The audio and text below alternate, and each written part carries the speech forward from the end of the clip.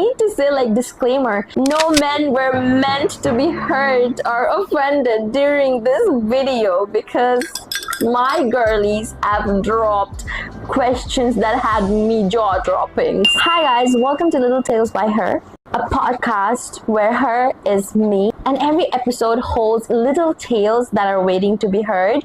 These are anonymously told, anonymously handled, no names are ever mentioned, and like from real people, raw, honest, and unfiltered. So this week on Little Tales by Her, we're gonna talk about not so sweet side of love, and from unexpected silences, ghosting, and unexpected red flags. We're gonna go over them all. So grab your snacks and your favorite drinks while I grab mine, H2O, because love water, hydrated and unbothered. Yeah, so I feel the need to say, from my little going through the questions from our IG story bubble, I have to say this before I get started. Men who are watching this episode, if you're here for the tea, well, take the tea and no offense, okay? Because men are so important for the society and they're like so amazing people, you know, like very amazing. So I'm not even hitting the sarcasm, guys. I mean, I'm a girl, I'm straight, and like, yeah. So before I go through the stories, here's a little story time. If I was to talk about my worst dating experiences, I don't know which one to talk about, y'all. I feel like I have been one of those worst dating experiences to the people out there than they have been to me. And if it was to ever narrate it, it would go like my high school sweetheart who was kind of nice to me, and I thought he was nice to me, but actually he was not nice to me, and then I had to just like leave him and like fall in love with some random YouTuber, and then it escalated that quickly to the point I just found myself have emailed him not once, not twice, but daily, to the point, okay, he emailed me back.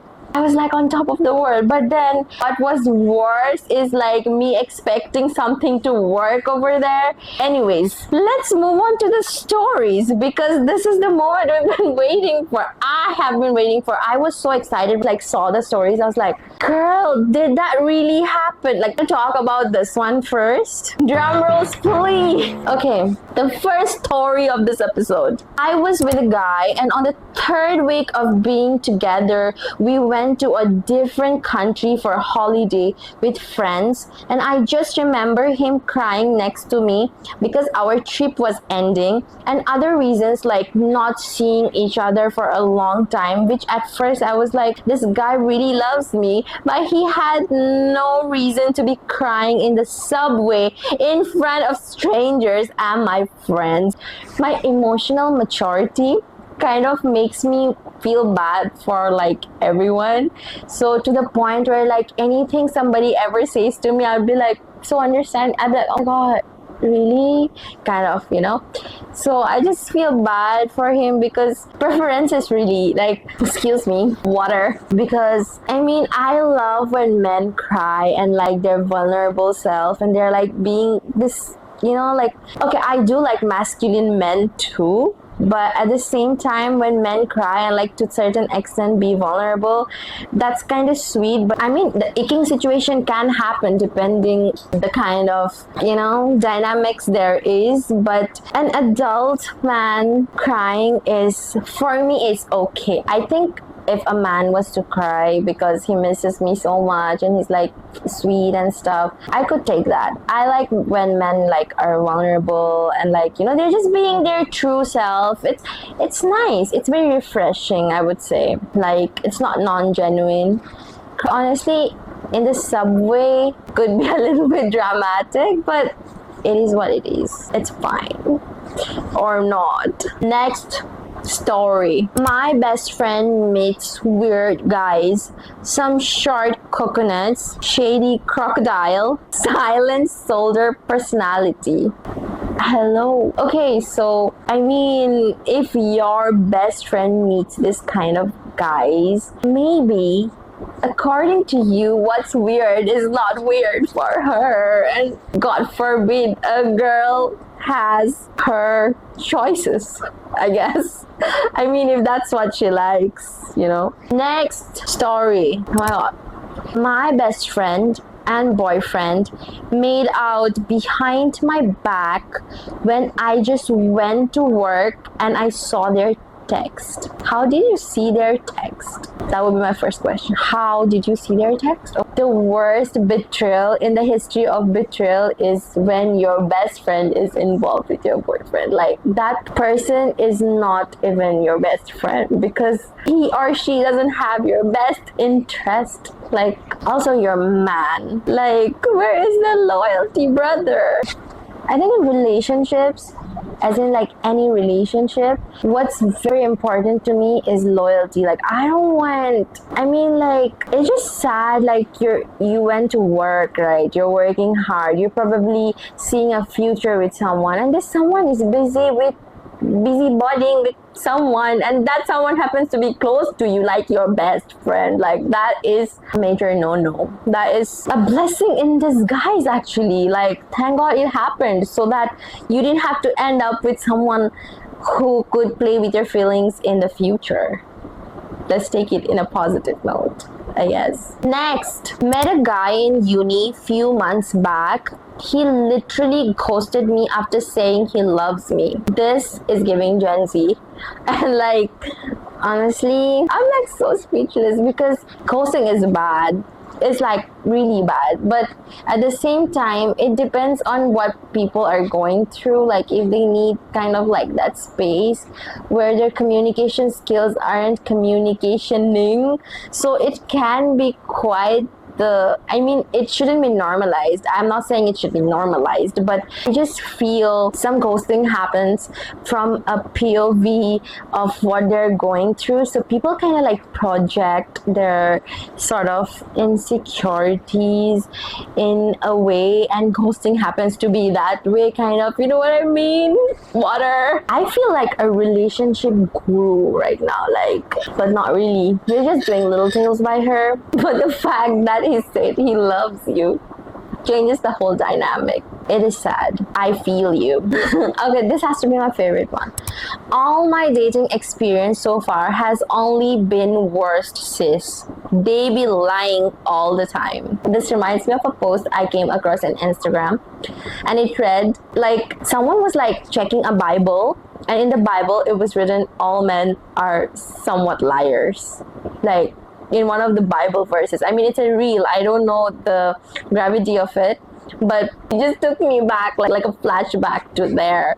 So I'm like, but at the same time, I believe in like good men because I have seen a few. Yeah. And I just feel not all of them are liars, really. They have their own way of like kind of being real and unreal. So I just truly wish you all the best for your dating life. I hope you meet like a green flag. Okay, wait. A green forest. And I wish you all that well, sis. Okay, next. Girl, men do you pain?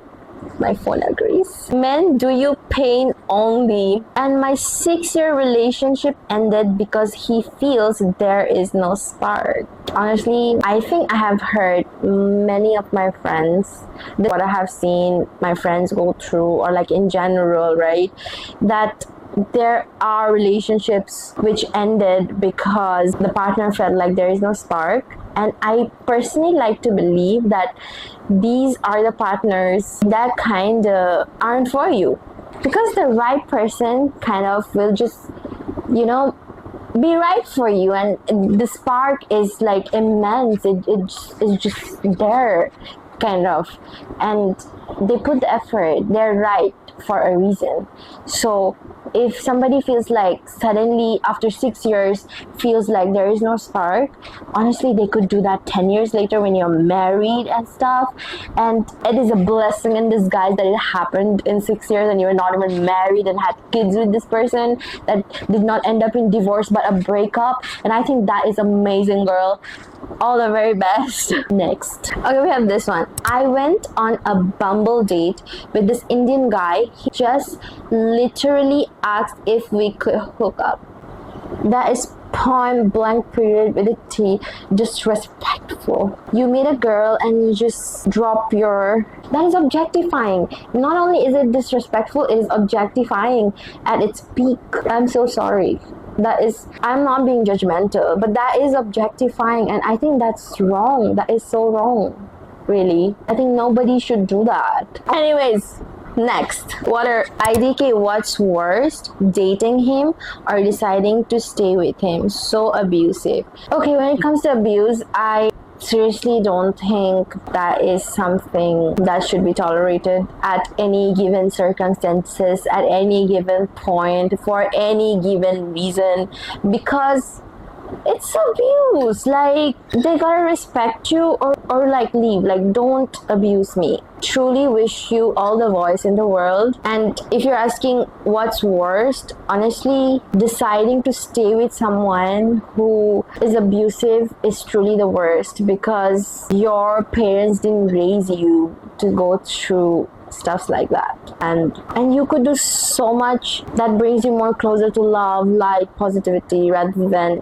something that makes you feel not very yourself, and then it's hurting you. If it's hurt, then it's pain, and you don't need to go through that, girly. I do not even have a boyfriend here. Same, sis. Same. Like, same. Tell me yours. Okay, my worst dating experience. A little brain moment. I think the worst isn't here yet. I have had many embarrassing situations, but the worst, if I have to go like worst, I don't think so. I have reached that worst peak yet. And like the things about like meeting people or dating or whatever, it always like teaches me something, and in a hard way. Nowadays, I don't even like, how to put it. I was more like a person who would actually give my all to a certain someone. Like, with time, I think I just ended up realizing that I pretty much like, it's not even about I attract, I don't chase. It's more like I like being in my soft feminine energy, where I'm just like happier, because someone who is for me is going to know how to stay.